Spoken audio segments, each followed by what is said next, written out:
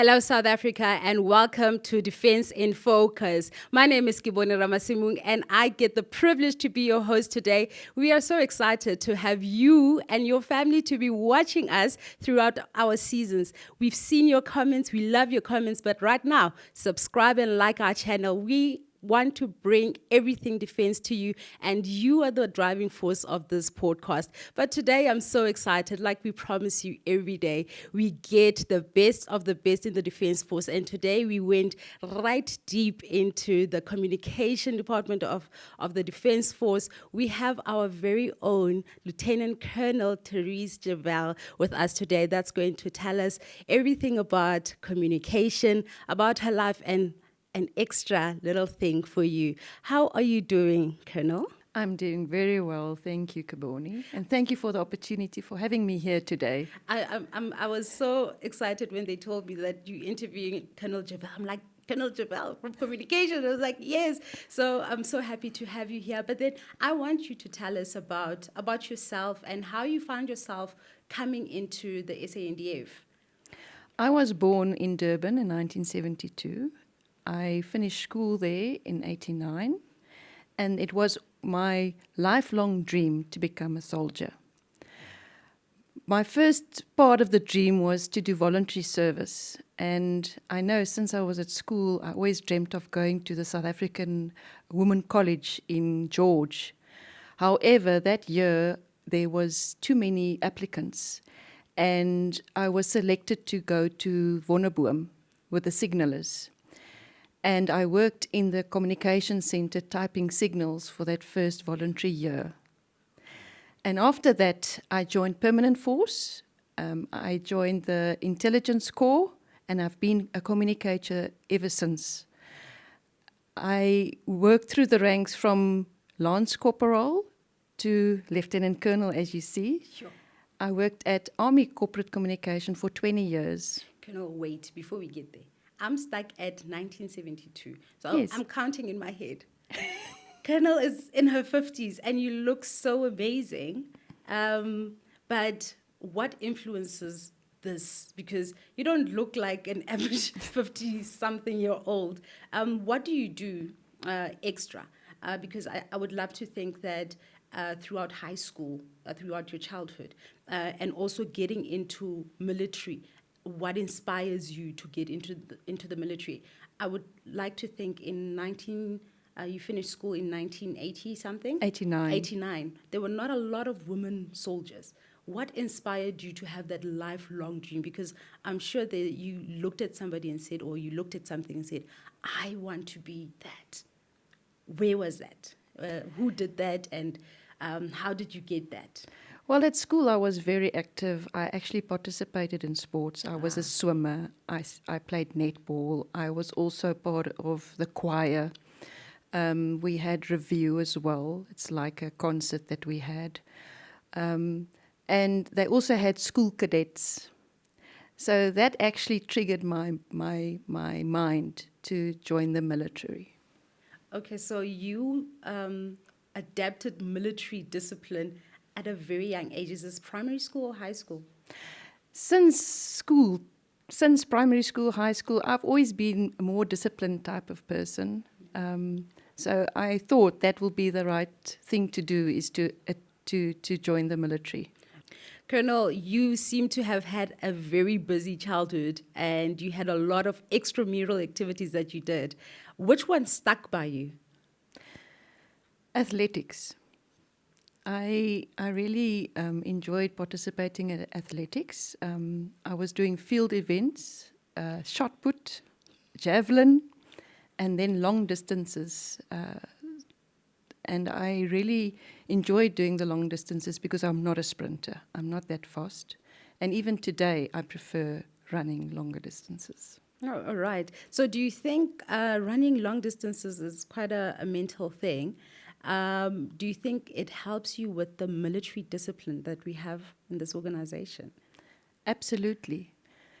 It actually contributes to a healthy lifestyle, and you have to be able to endure. And with the type of work we do, we are required to work sometimes after hours. And if you are fit your energy levels are much higher than the normal person that does not participate in any form of activity or sport. So it actually helps you to endure at work. Sure. I was always taught, I don't look the part, that a healthy body equals a healthy mind. But I know it's such a beautiful thing when you find that balance. But you speak about endurance, and I'm thinking of you've had a long career in the military, and that for me speaks to endurance. So you came in, you couldn't make it into the women's college. What pushed you into going to voluntary work with the signal unit? I actually was selected to go there because you have to attend a selection board. And then the first, I think, if I can remember correctly, I know it's a long time ago, I think the first 200 was selected for the women's college, and the next 100 they looked at for selection at the signalers. Oh, okay. And then did you think, with your lifelong dream of being a soldier, that you will be a communicator? No. What does that do to your mind to say, I want to go and shoot at people, I want to go protect my country and the borders, but now I am sitting here doing serious work? What's that mind shift for you? What does it look like? I'm actually a person that is creative. To work in defense corporate communication, you need to be creative. And thinking back of my childhood, I used to paint and draw. And to bring that in, it's very important to be able to write articles, write speeches, and identify different events to communicate about. That is quite interesting because in any communication, it's about storytelling and it's about painting pictures, graphics, and all of that. And you find yourself in that environment. But I would like to think that coming in as a young person, going into a military environment, male-dominated, very regimental, and all of that, what is the importance of mentorship in the organization for you to get to a point where you are confident and you are able to do the work that you're supposed to do? As a young lieutenant, I had a very good mentor. The late Colonel Horst Schubesberger was my mentor. And he actually helped me to get confidence in what I do in my work. He actually forced me the one day to do a presentation at the Army Council where we presented the Army Festival. That was the first, like the gala evening, something like that. The first Army Festival was hosted in the Pretoria City Hall, and I had to present that event to the Army Council as a lieutenant. It was very scary, but I did it thanks to Colonel Schubesberger, who helped me to get confidence in doing what I'm doing. What is the one thing that you remember, the one takeaway from that mentorship that you never forget up until today? One of the things he also assisted me with is the writing of instructions. Because working at Army Corporate Communication, we had to give guidance to the different formations. And I had to write instructions like it goes through my ears every day. But as a junior officer, I had to sometimes do it over and over and over again. At that time, it was awful, but I learned out of it, and today I can write it with closed eyes. Sure. When you speak about that, that you're doing it over and over and over again, that requires you to pay a lot of attention to detail. And I've worked with you personally, and I've seen you, how meticulous you are with certain things, especially with that instruction. But this brings us to the work that you do today. You work at Defense Corporate Communication. And can you tell us your journey as an officer on how you ended up here today, actually? I started off at Army Corporate Communication as a junior officer. I went through the ranks until a major, and I was involved with coordinating events such as participation in the previous Pretoria show, the range shows we know it today, the Army Gala evenings, media breakfasts, and I was also involved in the planning of these events. So attention to detail is very, very critical. Otherwise, you can pack your bags and go.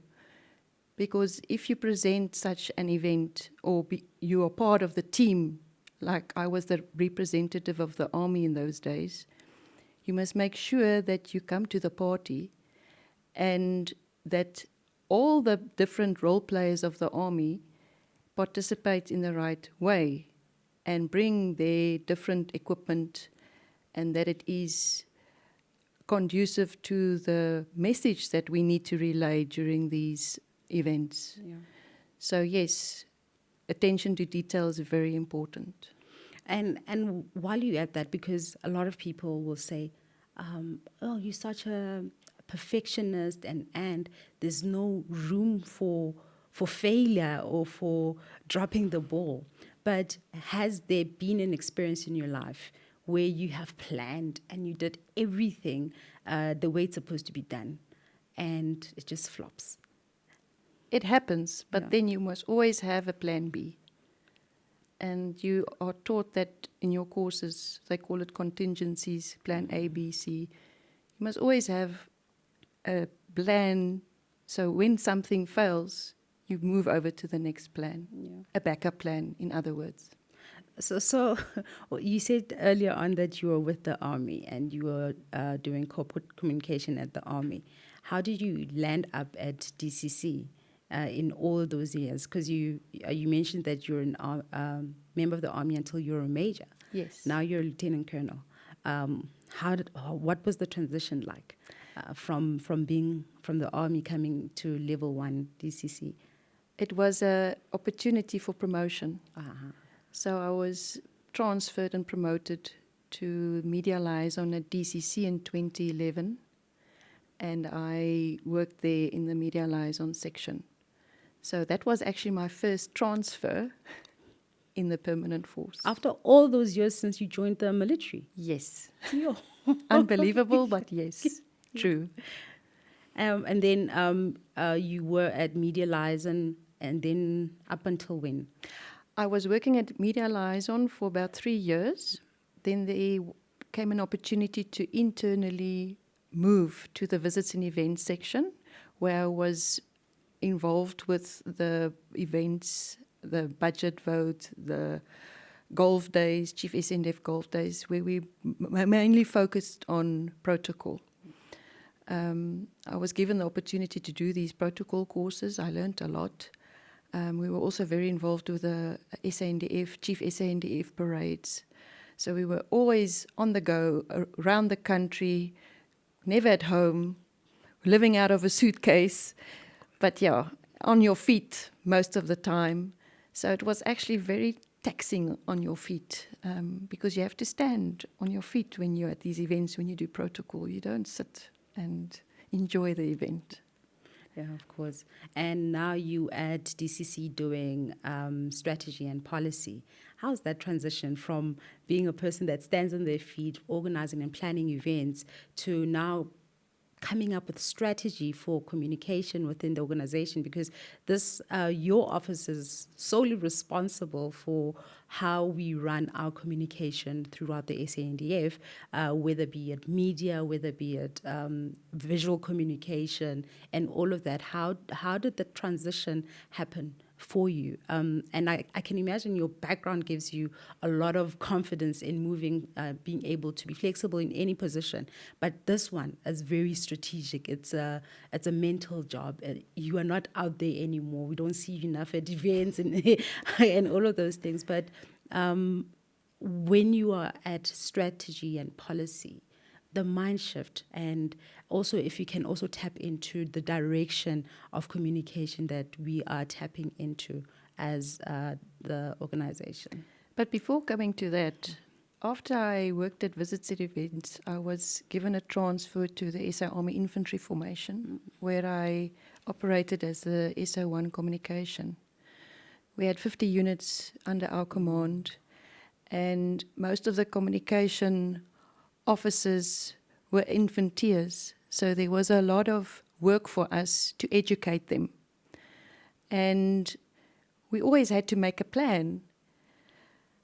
As we had austerity measures, we made use of the intranet to upload examples of how to compile media plans and project submissions, and that is the way I assisted them to be educated how to compile these documents. So we used the intranet as a tool to communicate to our units that is spread throughout South Africa. And it actually also gave me more experience in what goes on at the level 3 of communication, because I've only had experience at Army headquarters, which is headquarters level, but the tenure at infantry actually opened my horizon.